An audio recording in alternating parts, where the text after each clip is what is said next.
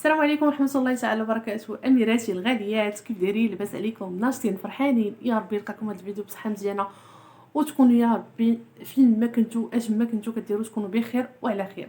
الغزالات ديالي اليوم ان شاء الله ما كاين لا ماسك ولا وصفه ديال الشعر ولا حتى شي حاجه، وانما كاين اليوم شي حاجه اللي هي زوينه بزاف بزاف، شي حاجه ان شاء الله اللي غادي تنفعنا. كيف ما كتعرفوا حاليا يعني هذا المرض هذا او النزله ديال البرد اللي ولات دابا بواحد الكثره، وهذا المرض هذا اللي الله ينجينا ونجيكم ان شاء الله منه، اللي ولا يعني منتشر بواحد الدرجه ما كتصورش. مرضين حنايا واطفالنا وامهاتنا والمراه الحامل كلشي سبحان الله كلشي هاد الايام يعني مريض او تيقول لك سالم جرب. كيف ما كتعرفوا حبيباتي الناس اللي متبعيني من قبل يعني تصابت بالمرض يعني من قبل، وبغيت ان شاء الله يعني نفيدكم بشي حوايج لانني انا درتهم وفايت لي اسبق لي انني حطيت لكم لا فيديو وعاودت لكم يعني الادويه وريتكم الادويه يعني اللي كانوا خرجوا ليا وفي نفس الوقت اشنو كنت كندير.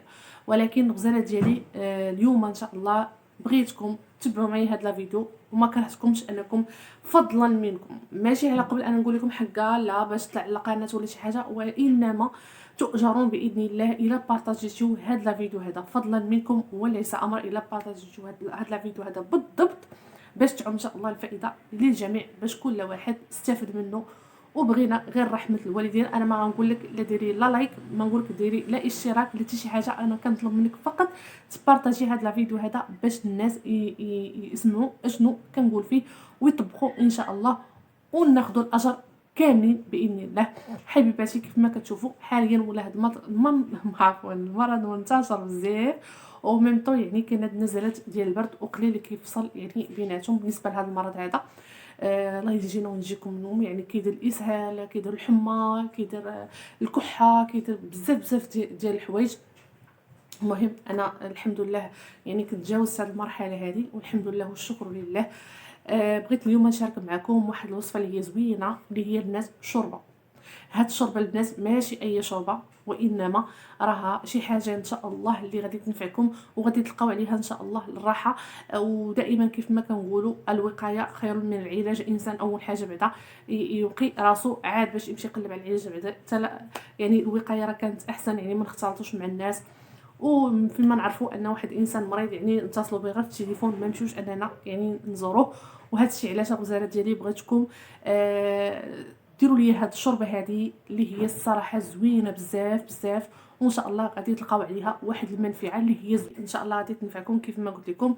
ومكوناتها بساطين بساطين بساطين بساطين بزاف.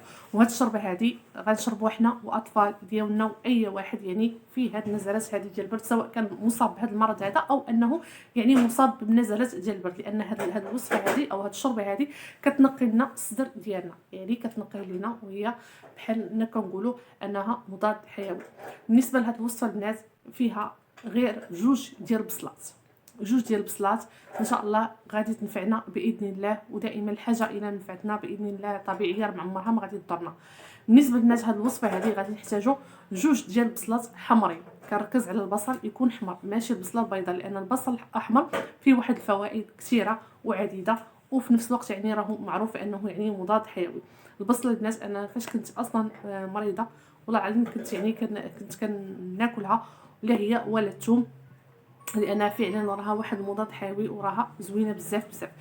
كما كتشوفوا اخواتي غنقول لكم الوصفه اون ديتاي، يعني كنتمنى انكم يعني تقيدوها بشي ورقه، واللي ما عرفتش شي حاجه ترجع لي لي كومونتير نعطيها هذاك الشيء يعني مضبوط.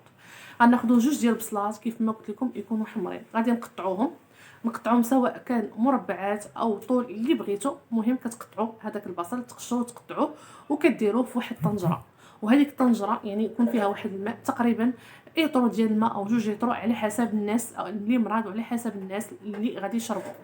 واخا ما تكونيش مريضه يعني معاك في البيت انك انتي مريضه ومعاك في البيت اطفال انهم يعني ما مصابينش، من الاحسن انك تعطيهم يشربوها باش ان شاء الله ما تنقصش لهم العدوى. كناخذوا جوج بصلات كيف ما قلت لكم كنقطعوها كنضيفوها في واحد الطنجره اللي عليها واحد ايطرو او جوج ديال الماء على حسب عدد الاشخاص. كنزيدوا عليها اختي هاد البصله هذه كنزيدوا عليها واحد 3 فصوص ديال الثوم، 3 فصوص من الثوم البنات ما كاينش ما كيعرفش الثوم المنافع كذلك ديالو وراه حتى هو راني مضاد حيوي. هاد الثوم البنات كنتمنى انكم يعني ما تحيدوش من الوجبات ديالكم. كاين ناس كيقول لك ما كنحملش انني ندير الثومه في الاكل ديالي، وانما كنصحكم انكم ديروا الثومه في الاكل ديالكم. كاين ما كيتفاداها نهائيا، وانما الثوم راه شي حاجه اللي هو زوين. كنديروا عليها 3 فصوص ديال الثوم، ما كنحكوهم ما والو، كنديروا 3 فصوص ديال الثوم هكاك صاينين كنلوحهم في هذيك الطنجره، فاهمين. كنزيدوا عليها واحد قرنفله وحده، لا غير قرنفله وحده، ما غنديروش اكثر. قرنفله وحده كنزيدوا على 3 البصلات، عفوا 2 ديال البصلات، 3 ديال الفصوص ديال الثوم، ايطرو ديال الماء او 2 ديال ايطرو ديال الماء على حسب الاشخاص اللي غادي يشربوا ليا هذا. وفايت لي ديجا انني قلت لكم شنو كنت كندير بالقرنفل، اللي ان شاء الله غادي نقول لكم عاوتاني الناس اللي ما تفرجوش في لا فيديو. كنت كناخذ واحد الاطرو من الماء، الكاس د الماء كنغليه مزيان، كيولي طارق لي السبوله، كنديرو فيه قرعه وكندير عليه الثومه الحامض كنقطعو هكا طرونش، كنوضعو في واحد القنينه وكنزيد عليها الماء هكا كيكون هكا غليان سبوله، وتنخليه حتى كيبرد وكيطلق ليا هذاك القرنفل وهذاك الحامض. والله يا البنات هو لقيت عليه واحد الراحه والحمد لله. يعني صدري يعني بدا الحمد لله رجع ليا الحمد لله كيف ما كانت. المهم الناس اللي كانوا ديجا تفرجوا في هذاك الفيديو راه عارفين اشنو علاش كنت كنهضر. نكمل لكم الشوربه. غنزيدوا عليها كيف ما قلت لكم قرنفله وحده فقط لا غير. غادي نحتاجوا شويه ديال الزعفران شعره. البنات اللي ما عندها الزعفران شعره يعني يمكن لها انها تفادى، ولكن من الاحسن تضيفوا زعفران شعره. الا كان عندكم كان احسن تضيفوه على هذيك الشوربه، نضيفوا الزعفران شعره على الشوربه. اذا كان عندكم زعفران شعره اللي هو حر ديروه حتى في الشاي، يعني شربوه حاليا استغلوا، ديروه حتى في الشاي حتى هو راه زوين كيسخننا الصدر ديالنا. كنزيدوا كذلك واحد قليل من حبه هيل. الحبه هيل البنات راها زوينه بزاف وان شاء الله غتلقاو عليه واحد الراحه.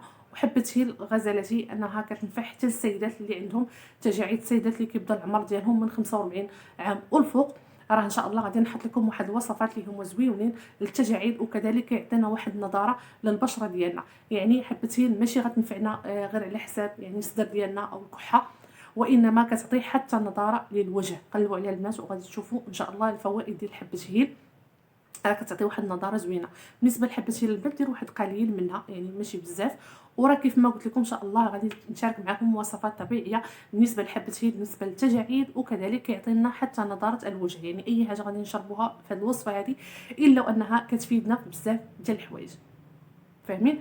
غادي نضيفوا عليها شويه ديال الكركم او الخرقوم.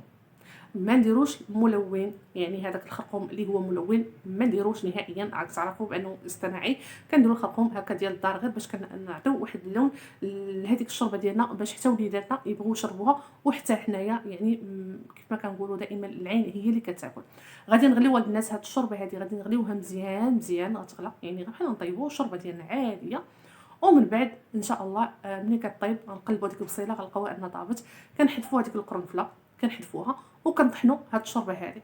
نطحنوها مزيان بالخلاط الكهربائي اللي عندنا، كنطحنوها وصافي. كنزيدوا على واحد شويه ديال زيت الزيتون اللي بغات واللي ما بغاتش انها ما ديروش يعني ما ديروش. هاد الشوربه البنات كنتمنى انكم تجربوها وتشربوها، لانه فعلا راه شي حاجه اللي هي زوينه كتنفع لنا الستر ديالنا، كتليق لنا لهذا المرض هذا اللي هو منتشر بزاف، لانها فعلا شوربه اللي هي غزاله كتشربيها لقد ما استطعتي انك تشربيها وتعطي لوليداتك، واخا ما يكونوش اطفالنا مرض معنا في البيت، لكن نعطيوهم هاد الشوربه هذه لانها راه غادي تليقهم ان شاء الله، غادي تنفعهم باذن الله هاد الشوربه هذه. بالنسبه تشربوا قد ما بغيتوا تشربوا من هاد الشوربه هذه. وكيف ما قلت لكم كنتمنى انكم تبارطاجيو هذا الفيديو ماشي على قبل القناه، وانما باش تعم ان شاء الله الفائده للجميع، وباش ناخذوا رحمه الوالدين كاملين ان شاء الله. واي استفسار مرحبا والف مرحبا. لانك يقول لك سالم جرب. المهم راني ديجا كنت مريضه بهذا المرض هذا والحمد لله درت اشياء طبيعيه، وفي نفس الوقت يعني تبعت حتى التريتمون اللي كان عطاني الطبيب حتى هي تبعتها. كيف ما قلت لكم يعني كنت كندير الحامض مع القرنفل ندير الحامض مع القرنفل والماء، كنخليه حتى كيغلي وكنبقى كل مره كنبقى نشرب منه. فين ما كيجيني العطش كنبقى كنشرب منه. كذلك كنت كنطلق الشيح والقرنفل حتى هو كنت كنطلقو هكا في المجمر باش كتبقى نشمو، يعني كنشمو لان حتى الشم انا اصلا واخا ما كانش عندي وداك الشيء، وانما كنت كنبقى هكا نطلقو في البيت ديالي. وهاد الشوربه غزالتي كنتمنى انكم تعطوها لوليداتكم لانها شوربه صحيه وزوينه وغتكون بطبيعه الحال بنينه. وما تنساوش الملح البنات، راني نسيت ما قلتهاش لكم، ما تنساوش انكم ديروا الملحه. هادشي اللي كاين غزالاتي. هذه هو لا فيديو اللي كنت صراحه كنت تقريبا شي جايه شي يومين 3 ايام وانا كنقول كل نهار كنقول غادي نحطو لكم، ولكن على ضيق الوقت. صافي غزالاتي، هنا كنقول لكم غنسد لا فيديو وكنقول لكم تهلاو في ريوسكم وتلاقاو في فيديو قادم ان شاء الله.